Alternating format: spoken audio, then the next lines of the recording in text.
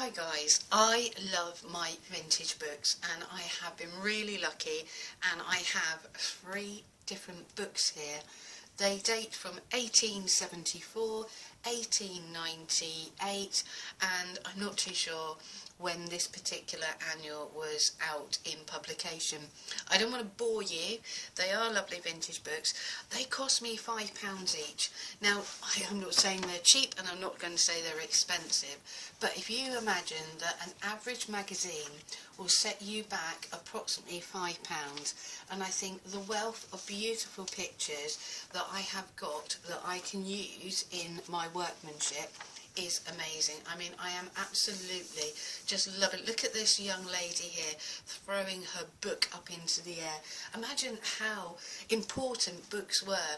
I've got music, lovely stories, beautiful, lovely plates in here.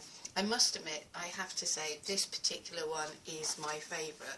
And then you've got embroidery. Just look at the embroidery on this particular dress here, right down here at the bottom. They are saying here that this is a postcard case, and we're talking about a cigar case.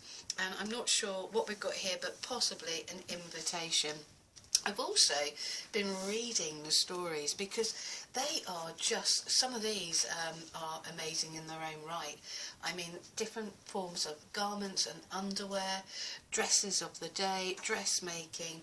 But as you can see, this Girls Annual is just more, I'm sure some of these have been reprinted already and you will see images very similar out there, but then there are other bits and pieces that are just so inspiring.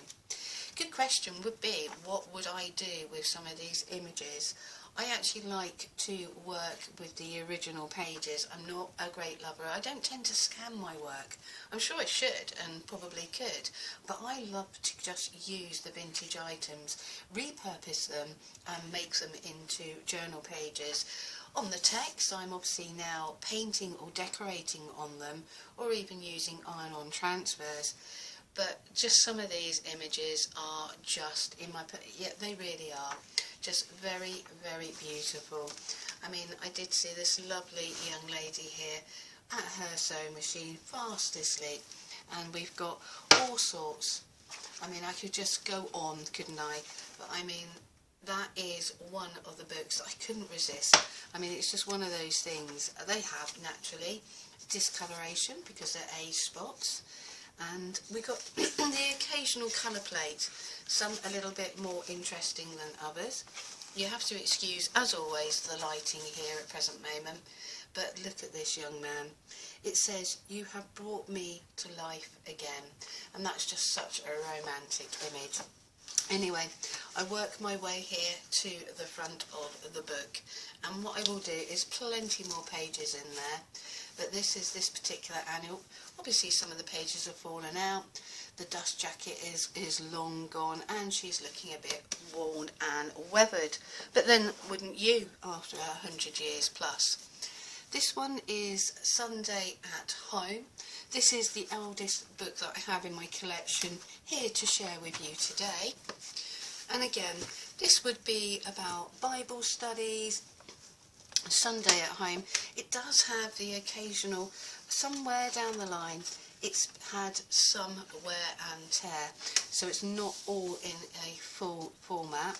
The pages in the front have come apart, it's lost certain pages, but they're here, and yet again I would possibly use them, paste them.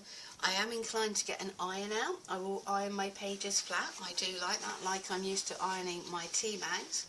It has, I believe, the odd occasional coloured picture in here.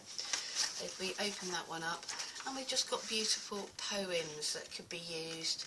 I mean, this talks about the Holy Ghost, and I mean, it's a Christian, I was going to say, for Religious Society of London, family magazine for Sabbath reading.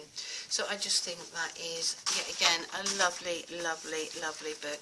Plenty and plenty of images, interesting finds, coloured images. I'm not saying that every single one, I mean, I'm sure this is about Jordan and Jerusalem and areas like, say, But then we've got this style of the gentleman there chatting by the fire.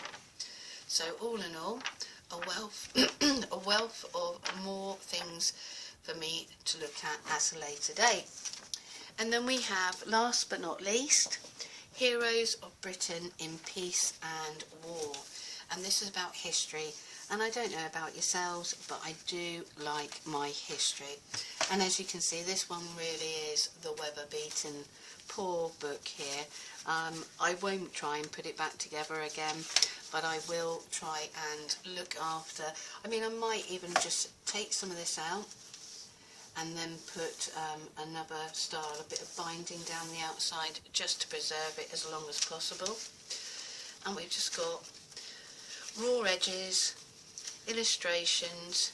Just look at this. I'm sure amid all the pomp and circumstance of courtly parade, the Queen came down and with her own hands fastened the coveted decoration on the breasts of the men of all ranks and ages.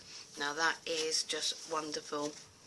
And you've got then moving on sadly into war and peace times and more. I mean, slavery, I did notice that this goes into the